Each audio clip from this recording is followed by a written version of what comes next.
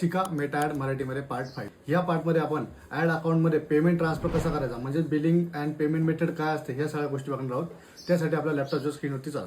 सगळ्यात पहिल्यांदा ads manager open करायचं. ऍड्स मॅनेजर ओपन केल्यानंतर सिंपल बिलिंग अँड पेमेंट मेथडवरती क्लिक करायची. त्याच्यामध्ये तुम्हाला 3 ऑप्शन असतात, अकाउंट, पेमेंट मेथड आणि पेमेंट. पेमेंट मेथडवरती क्लिक केल्यानंतर ऍड पेमेंट मेथडवरती क्लिक करायची.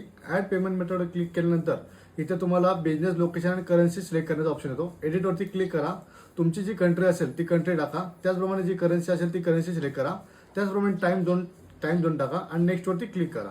नेक्स्ट वरती क्लिक केल्यानंतर इथे तुम्हाला debit card, UPI, net banking असे 3 ऑप्शन भेटतात. डेबिट अँड क्रेडिट वरती क्लिक करायचं आणि नेक्स्ट वरती क्लिक करायचं. पण तुम्ही इथं तुमचं कार्ड ऍड करू शकता.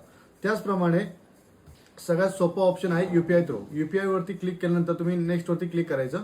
तुम्हाला जी हवी तेवढी अमाऊंट इथं तुम्ही ऍड करायची. सपोज मला 1000 रुपये ऍड करायचे तर 1000 रुपये मी ऍड करणार आणि नेक्स्ट वरती क्लिक करणार. वरती क्लिक केल्यानंतर तुम्ही फोन पे, गुगल पे, भीम पे जे काही यूपीआयचे ऑप्शन आहेत नवीन त्याच्या थ्रू तुम्ही पेमेंट करू शकता. त्याचप्रमाणे तिथे तुम्हाला एक जनरेट क्यूआर कोडचा एक ऑप्शन येतो. त्याच्यावरती क्लिक केल्यानंतर तुमच्या समोर 1000 रुपयाचा क्यूआर कोड ओपन होतो.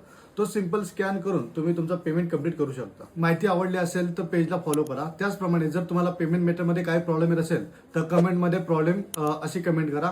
तुम्हाला तुमच्या प्रॉब्लेमचं सोल्युशन देण्यात येईल.